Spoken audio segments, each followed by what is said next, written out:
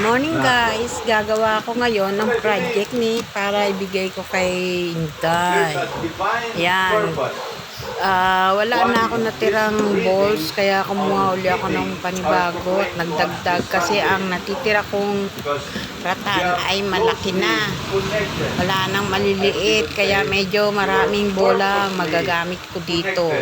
Yan, inumpisahan ko na ang pinaka-center. Medyo may issue na yung balls na yan kaya iharap ko yung medyo maayos ang design para hindi naman siya pangit. Ayan, hintay ko lang siyang matuyo para mabitiwan ko na. Ayan, medyo dadagdagan pa natin yan ng glue stick para sigurado. Yan, dagdagan natin ng glue stick para siguradong dikit na dikit. Ayan. Then, patayuin lang natin para makita natin yung kung tama na ba siya o didikit na ba siya. Ayan, o dumikit na siya. So, isusunod na natin yung medyo maliit na balls. Ayan, isusunod na natin sa tabi niya. Tinanggalan ko na yan ng tali para wala nang mga nakalawit-lawit. Ayan, dikit natin dyan. Medyo mahirap lang siyang idikit gawa ng meron siyang dulo. Pero kung plain na bilog lang yan, madali lang yan siya idikit. Pero pagka nadikit naman na siya ng glue gun, okay na siya. Hindi na siya kakawala dyan. Ayan, ganyan lang guys. Dire-diretso lang yung gagawin natin. O yan, medyo babagsak. O medyo, ayan na, medyo marami na tayong naidikit. Hiwa-hiwalay ko yung kulay. Ang dati, ang gawa ko, dalawang kulay lang. Gold or red, ganun lang. Pink or silver, mga ganun lang. Since naubusan na ako ng balls, ang meron na lang ako sa tindahan yung mga assorted, animan. Kaya yun na lang ang ginamit ko. Anyways, maganda rin naman ang kinalabasan kasi kay Piwi ganyan din yung ginawa ko. Kaya lang, dalawang balot lang ang nagamit doon. Ito, mahigit dalawang balot. Gawa ng malaki yung ratan niya. O, ayan na guys. Natapos ko na lahat dikitan ng balls.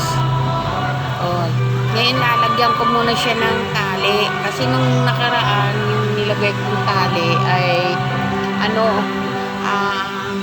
nahirapan ako maglagay. Gawa ng meron na siyang garland. Kaya ngayon, lalagyan ko muna siya ng tali. Para hindi ako mahirapan. Yan nga lang ang hirap na ilusot sa ratan. Kailangan kasi ilusot mo para matibay siya. Hindi siya malalaglag. Kasi kung ididikit mo lang, malalaglag talaga. Kailangan itali mo yan sa ratan. Ayan. Kaya nga pala guys, yung mga ratan ko, luma na yan. Pa yan, tagal na, ilang taon na yan sa akin. Nung nagtitinda pa ako sa talipapa. Siguro wala pang 2013 pa. Tagal na. Pero matibay kasi siya. Basta mailigpit mo lang maayos kasi ratan yan. Yan nga ang ratan na yan. May pintura na yun. Inisprayan na yan ng pinturang puti. Kasi nung nakaraan, iba naman ang project ko, yung may snowman. Ngayon, iba na naman. Kasi kung ano yung masilip ko sa YouTube o sa mga reels, minsan, meron din pumapasok sa isip ko na pwedeng gawin. Kaya yun yung ginagawa ko. O, ayan, medyo higpitan natin ang tali niyan para Sensya na guys, may mannerism talaga ako. Ganyan talaga ako pag may ginagawa. O, ayan na. Okay na yung tali, ha. Ayan, ganda na niya. Alternate yung Ngayon, kumuha na ako ng garland. Naku, last na pala yung garland ko. Nag-iisa na lang. Anyway, wala na akong gagawing iba. Para kay Inday na lang. Sana umabot. Kasi medyo malaki yung yung bilog ko Sana umabot. Kasi yung dalawang gawa ko, maliliit lang. Kaya medyo abot na abot siya, sobra pa. Ito medyo lalaktawan na lang natin yung ibang balls para ayan, ikot-ikot lang yan dyan. Ikot-ikot. Kasi yung nakita ko sa reels, iba naman yung ginamit niya. Tinahi niya lahat yung balls. Eh, yung sa akin, alambre ginamit niya. Ay, ako may ratan ako eh. Kaya yung ratan ang ginamit ko. Diba? Ganda na. Basta paikutin lang natin yan ng ganyan. O, ayan. Paikutin lang yan. Pagka medyo alam mong kakapusin yung garland, eh wala na akong pandugtong dyan. Lalaktawan ko na lang yung medyo maliliit. Dinadalawa ko siya para umabot siya hanggang dulo. Hindi ako makapusin. Kasi wala na akong pandagdag dyan eh. Ayan. Naano ko na lang. Tinatansya ko na lang. Diba? Pag nayari na, ang ganda-ganda niyan. Ayan na, medyo ano na, mabilis lang naman gawain. Guys, mabilis lang siya gawin basta kompleto ka materyales. Kagaya niyan, yung mga materyales ko, nakahanda na lahat yan. Kompleto na. Hindi na ako mag-ahagilap pa. Kasi mandyan na yung mga balls, yung ratan, tsaka yung garland ko. Dikit-dikit na lang ang problema. O, ayan. Yan, buti, hindi kinapos. Tamang-tama lang, guys. Pero naglaktaw pa rin ako dyan yung sa mga maliliit na balls. O, tingnan nyo, yung iba dalawang laktaw. Para umabot lang. Importante yung malalaki. Tingnan mo yung ibang balls, hindi na makita. Kasi kailangan, huwag mong ihigpitan yung garland para kunyari, sagana siya sa garland. Hindi siya nakasiksik ng maigi sa balls.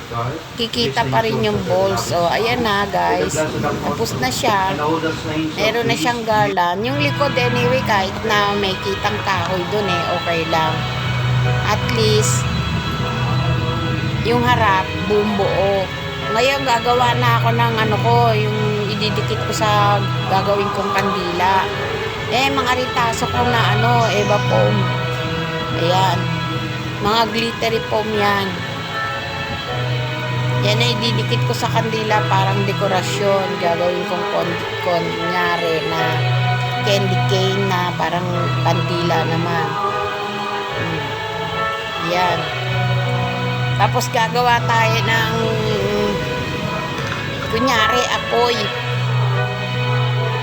Ayan. Kunyari apoy. Gagawa tayo ng apoy. Dalawang kulay yung apoy. Isang pula, isang puti. Tinatabi ko rin yung napaggupitan na pwede pang magamit. Kaya marami pa akong ritaso dyan. Ayan, apoy na yan. Tapos gagawa pa tayo ng puti. Para kunyari doble yung ano. Para kunyari may maliwanag. Kaya yung mga puti na ano. Mga pinagtabas-tabasan ko lang yan. Hindi ko tinatapon kasi sayang eh, ang mahal ng foam. Magagamit pa kahit pa paano, o, diba? Kasi maliit lang naman kailangan natin eh. Yan.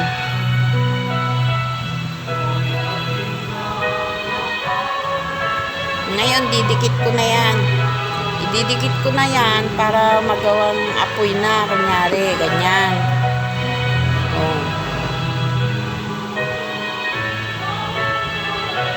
Dikit na. Kaya nga pala guys, ilang beses ako napaso dyan ha.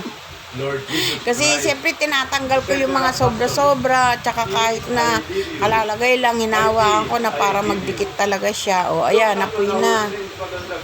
Gugupitan ko pa yung ibaba niyan para ma-flat siya. O ayan. Muna, dikit pa sa kamay ko. So, yan yung kandila. Nagawa ko na pala siya. Naikutan ko na siya ng puti. Tsaka nalagyan ko na siya ng, kunyari, patak-patak. Patak na kandila. Ayan, o, kunyari, tuno-tuno na. Ngayon, ididikit na lang siya dyan sa gitna.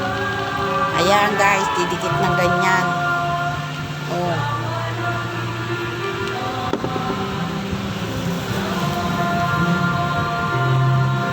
Ayan na.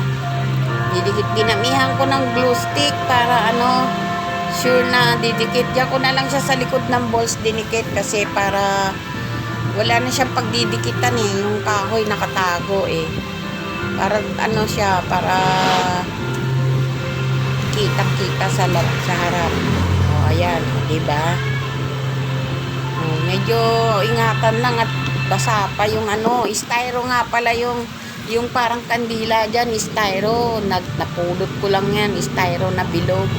Nagamit ko rin, nagawa akong parang kandila. O, diba? Hindi na ako gagawa ng karton na kandila. O, ayan, okay na siya.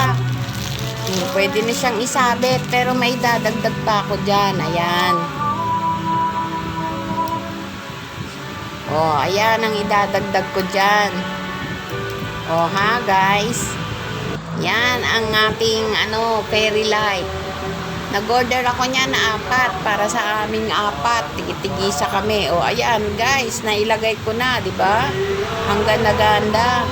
Ngayon, pag nilagay mo sa may pintuan mo, sisindihan mo yung fairy light. Di battery lang naman yan. Pero wag mo na imagdamag para hindi ubos agad ang battery. O, di ba? Yan na po ang finished product. Thank you and bye-bye.